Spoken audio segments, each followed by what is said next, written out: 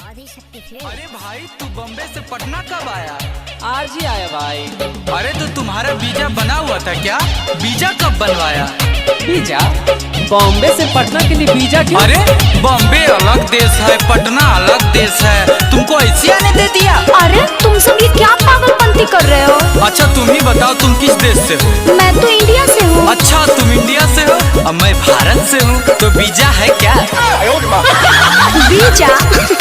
पागल हो गए हो क्या तुम? अरे हल्के दिमाग का तू है बेखबर, गाँव क्या है नगर क्या है शहर। अरे तुमको पता भी है क्या कह रहे हो? ठीक कह रहे हैं। हल्के दिमाग का तू है बेखबर, गाँव क्या है नगर क्या है शहर।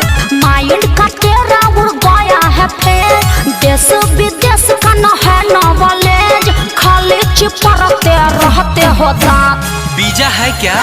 अरे साफ लील पड़ाके हो का? अनपढ़ का बार न समझो रे गोरकी, बनो ना डर चालाक। हाँ वो तो दिख रहा है। बम्बई दिल्ली चाहे या आगरा पटना, जाना पड़ता है वीजा के साथ। अच्छा सुनो, क्या है? छत्तीसगढ़ देखी हो? हाँ देखी हूँ। कहाँ पड़ता है? वो तो रायपुर में। अब बताओ, वो रायपुर है वो अलग देश हुआ। अच्छा और दिल्ली दूसर देश हुआ। हाँ ना। और सबका रूट अलग अलग है, तब ये बताओ वीजा है क्या?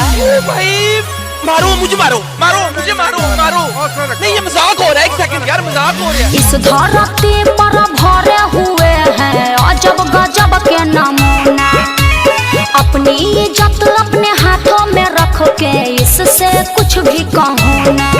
अरे इस कुलिया में मास्टर साहेब हमको यही पढ़ाए थे, अरे देश विदेश का देखे व्याकरण हमको यही समझाए थे। मास्टर साहब गोईठा का चश्मा लगाते थे का?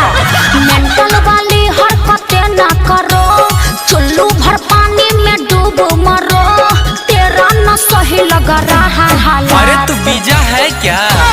अरे एकदम नील बानर हो का? अनपढ़ का बार न समझो रे गोरकी, बनो ना डर चालाक। तुम तो बड़का विद्वान हो ना। दिल्ली बम्बे चाहे आगरा पटना, जाना पड़ता है वीजा के साथ। अच्छा ये बताओ, क्या है? कुछ दिन पहले ट्रम्प आया था। हाँ आया था। वो वीजा लाया था। हाँ लाया था। अरे तो तुमको बात समझ में क्यों नहीं आ रहा है? क्या?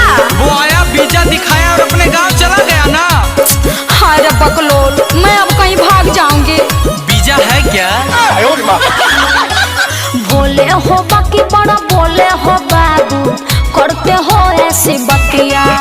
अरे जो भी हो बाकी लग रहा है तेरी बातें चटपटिया।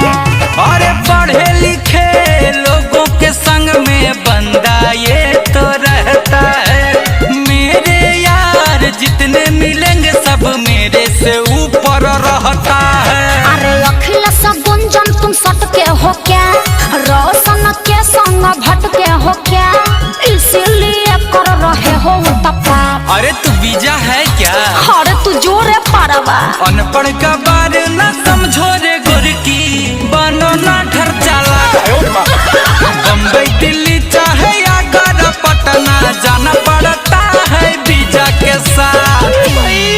मारो मुझे, मारो मुझे, मारो नहीं ये मजाक हो रहा है। एक सेकंड यार, मजाक हो रहा है। आदिशक्ति फिल्म्स।